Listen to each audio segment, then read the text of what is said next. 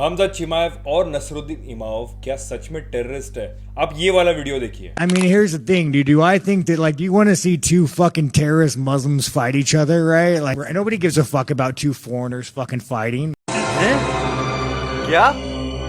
ये क्या बक रहे हो मादरचोद? तो ये फाइटर शॉन स्टिकलैंड ने खामजाद चिमाएव और नसरुद्दीन इमामोव को सीधा सीधा टेररिस्ट बोल दिया है मेरे दोस्तों। आज शॉन स्टिकलैंड की हर्नांडेज के साथ फाइट हुई और राउंड 3 में उसने ये फाइट जीती वाया टीकेओ। और ऑलरेडी मिडिल वेट के रैंकिंग में शॉन स्टिकलैंड नंबर 3 पे आते थे और उसी डिवीजन में खामजाद चिमाएव चैंपियन बन के बैठे हुए और शॉन स्टिकलैंड नंबर 3 पे है मिडिल वेट डिवीजन के। और उसी डिवीजन में खामजाद चिमाएव और नसरुद्दीन इमामोव भी है। नंबर 1 कंटेंडर यहाँ पे नसरुद्दीन है और उसके साथ साथ चैंपियन खामजाद चिमाएव है। अब यहाँ पे शॉन स्टिकलैंड की जीत के बाद क्या यहाँ पे रैंकिंग्स चेंज होंगी? तो डेफिनेटली रैंकिंग चेंज होंगी। और खामजाद चिमाएव और शॉन स्टिकलैंड के बीच में जो यहाँ पे तू मैं हो रही है वो अभी की नहीं है, वो फाइट के पहले से ही चालू हो गई है। ये फाइट के पहले से ही एक दूसरे को सोशल मीडिया पे टारगेट करते रहते हैं। अभी तक तो खामजाद चिमाएव और शॉन स्टिकलैंड एक दूसरे के सामने आए नहीं है, पर जिस दिन आएंगे डेफिनेटली बहुत बड़ा घमासान होने वाला है इन दोनों के बीच में।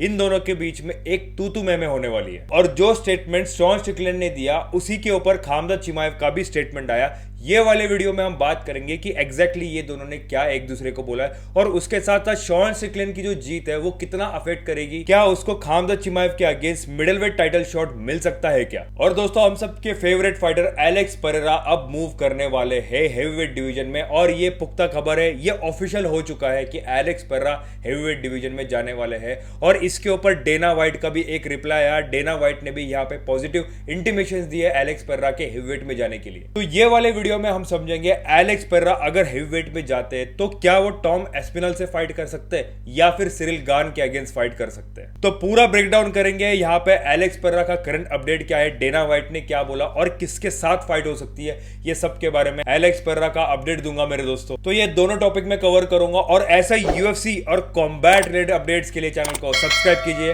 एमएमए फाइट वाला।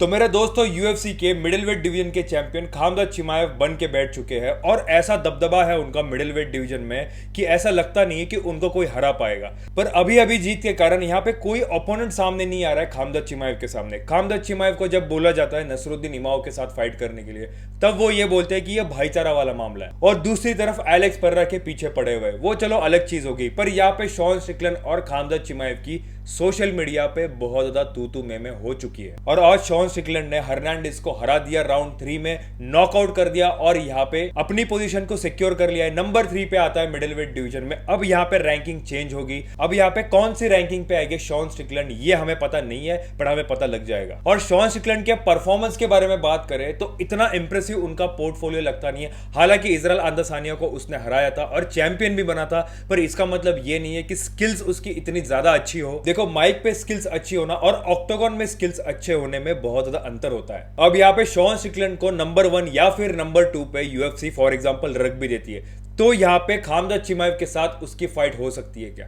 तो यहाँ पे 2-3 चांसेस है जो मैंने यहाँ पे एनालाइज करे। तो मुझे ऐसा लगता है कि व्हाइट हाउस इवेंट के लिए खामजाद चिमाएव वर्सेस शॉन स्टिकलैंड की फाइट बुक हो सकती है। सबसे पहला मेजर रीजन मुझे ऐसा लगता है कि अभी अभी हर्नांडेज के साथ उसने जीत हासिल करी, वाया टीकेओ वो जीत चुका है और वो अमेरिका से बिलोंग करता है और उसके पास एक अमेरिकन प्रोपेगेंडा रहता है। आप अगर शॉन स्टिकलैंड को ध्यान से देखते हो, जिस तरीके से वो बातें करता है, जिस तरीके से अपने आइडियोलॉजी को प्रेजेंट करता है, एक चीज समझ में आती है, he is having extreme mindset belonging from American. यहाँ पे अमेरिकन फाइटर को सबसे ज्यादा चांस देंगे तो शॉन स्टिकलैंड की चांसेस बहुत ज्यादा है। और सामने कौन है? खामजाद चिमाएव। तो दोस्तों मार्केटिंग ही मार्केटिंग। और दूसरा पॉइंट जो मुझे लगता है, शॉन स्टिकलैंड एक ऐसा फाइटर है जो ट्रैश टॉकिंग में, रेसिज्म में और रिलीजियस रेसिज्म में, ये सब चीजों के बारे में बहुत ज्यादा स्टेटमेंट देता है। किसी को भी अपने रिलीजन पे या फिर रेस पे या फिर कलर पे पोक करना हो या फिर विमेंस के बारे में कुछ ऐसी चीजें बोली हो, बहुत ही ज्यादा घटिया चीजें बोलता रहता है वो। और ऐसी चीजों की वजह से हाइप बन जाती है। और यूएफसी को ऐसे ही फाइटर्स पसंद है जो माइक के ऊपर ट्रैश टॉकिंग करे। देखो माइक के ऊपर ट्रैश टॉकिंग करना एक अलग चीज है, पर एक इंसान भी तो अच्छा होना चाहिए। शॉन स्टिकलैंड जिस तरीके से बातें करता है, जिस तरीके से बातों को अपने रखता है, एक अच्छा फाइटर नहीं लगता वो, उसके लक्षण अच्छे आदमी के नहीं है। ये चीज मैं बोल रहा हूं, आप यूट्यूब पे जाके देख लो शॉन स्टिकलैंड के किस टाइप के स्टेटमेंट से, इवन इंडिया के बारे में और अपने लोगों के बारे में भी बहुत ज्यादा घटिया स्टेटमेंट्स वो देता रहता है। अब उसने खामजाद चिमाएव और नसरुद्दीन इमामोव के बारे में क्या कहा, two fucking terrorist Muslims fight each other, right? Like, आप समझ सकते हो उसका कहने का मतलब क्या होगा। आप ये सोचो, अगर वो हाई स्किल फाइटर्स के बारे में ऐसा सोचता होगा तो ये आम आदमियों के बारे में क्या सोचता होगा, बाकी के लोगों के बारे में क्या सोचता होगा। अब जिस तरीके से उसका स्टेटमेंट था, आपको एक चीज समझ में आ गई होगी कि किस टाइप का टेंशन इन दोनों के बीच में बिल्डअप हो चुका होगा। बिकॉज खामजाद चिमाएव ऐसी चीजों को सहन नहीं करके लेते। वो भी ऐसा बंदा है जो ट्रैश टॉकिंग में बिलीव करता है, पर यहाँ पे किसी के रिलीजन के ऊपर टारगेट नहीं करता, और यहाँ पे खामजाद चिमाएव ने वही चीज पर्सनली ले ली है। शॉन स्टिकलैंड को एक सलाह देना चाहता हूं, आपको पंगा लेना चाहिए पर ऐसे फाइटर्स के साथ नहीं लेना चाहिए जिसका टेस्टोस्टेरोन ऑलरेडी हाई हो और जो यहाँ पे पंगे करने में एक्सपर्ट हो। खामजाद चिमाएव ये चीज बहुत ज्यादा पर्सनली लेंगे और उन्होंने वो ले लिया है। खामजाद चिमाएव का एक रिप्लाई भी आया, आपको बताता हूं उसने क्या बोला। अब खामजाद चिमाएव का रिस्पॉन्स यू आया है कि हबीबी काम डाउन, मैंने उन सब बंदों को तबाह किया है जिन्होंने तुझे 2 बार हराया, और आगे उसको बोलते बोलते अमेरिकन बिच भी बोल दिया।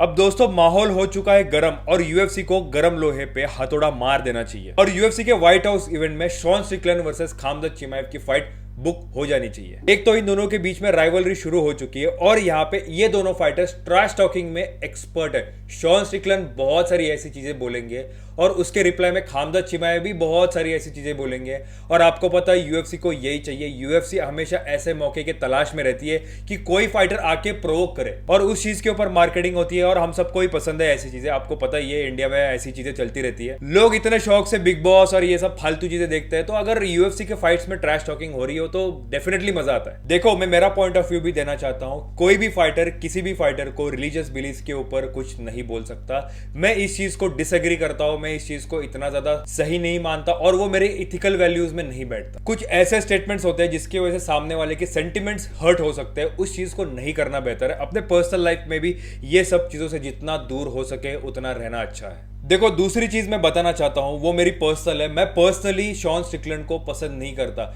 क्यों पसंद नहीं करता? बिकॉज वो इंडियन लोगों के बारे में बहुत ज्यादा रेसिस्ट कमेंट्स देता रहता है, उनके सेंटिमेंट्स को हर्ट करता रहता है। बहुत बार उसने ऐसा बोल भी दिया है, और उसके साथ साथ विमेंस के ऊपर भी बहुत ज्यादा गलत स्टेटमेंट्स वो देता रहता है, रिलीजन के ऊपर वो गलत स्टेटमेंट्स देता रहता है। शॉन स्टिकलैंड मुझे फिट आदमी नहीं लगता जो ऑनर में बिलीव करता हो। वो कुछ ना कुछ ऐसी गंदी चीजें बोलता रहता है, और वो असली में भी वैसा है। वो ऐसा नहीं है कि वो बस माइक पे आके बोल रहा है, वो रियलिटी में भी वैसी जिंदगी जी रहा है। तो मेरे दोस्तों, शॉन स्टिकलैंड और खामजाद चिमाएव के बीच में जो अभी चल रहा है, आपको क्या लगता है कि ये दोनों के बीच में फाइट हो जानी चाहिए? और अगर होती है तो आप मुझे कमेंट सेक्शन में बताओ कौन जीतेगा। हालांकि मुझे पता है कौन जीतेगा, पर आप कमेंट सेक्शन में मुझे जरूर बता देना। तो मेरे दोस्तों, हम सबके favourite fighter light heavyweight division के चैंपियन एलेक्स पेरेरा अब मूव होकर जाने वाले हैं हेवीवेट डिवीजन में, और ये खबर पुख्ता है, ये 100% श्योर है कि एलेक्स पेरेरा अब हेवीवेट डिवीजन में जाने वाले हैं। ये कोई रूमर्स नहीं है दोस्तों, ये 100% श्योर है मेरे दोस्तों। बहुत सारे ऐसे सोर्सेस है जिससे मुझे ये चीज पता लगी है।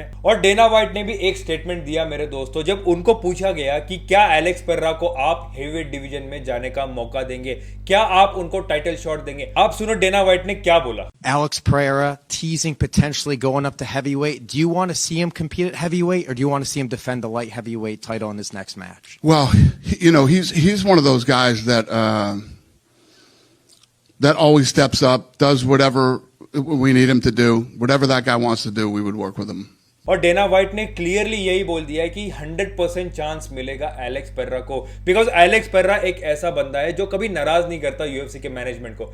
डेना व्हाइट ने जब भी उसको कॉल किया फाइट करने के लिए, एलेक्स पेरेरा तब खड़ा रहा है फाइट करने के लिए। तो अगर यूएफसी का मैनेजमेंट और डेना व्हाइट के कहने पर एलेक्स पेरेरा खड़े हो सकते हैं, तो एलेक्स पेरेरा के कहने पर यूएफसी का मैनेजमेंट और डेना व्हाइट दोनों भी खड़े रहेंगे, ऐसा डेना व्हाइट का कहना है। मेरे दोस्तों, ये कहता है कि एलेक्स पेरेरा हेवीवेट डिवीजन में अगर जाना चाहते हैं तो उनको कोई रोक नहीं सकता। और मैं खुद यहाँ पे देखना चाहता हूँ एलेक्स पेरेरा 3 डिवीजन चैंपियन बने, बिकॉज उसमें वो पोटेंशियल है कि वो सिरिल गान, टॉम एस्पिनल जैसे फाइटर्स को हरा सकता है, उसमें वो दमशम है मेरे दोस्तों।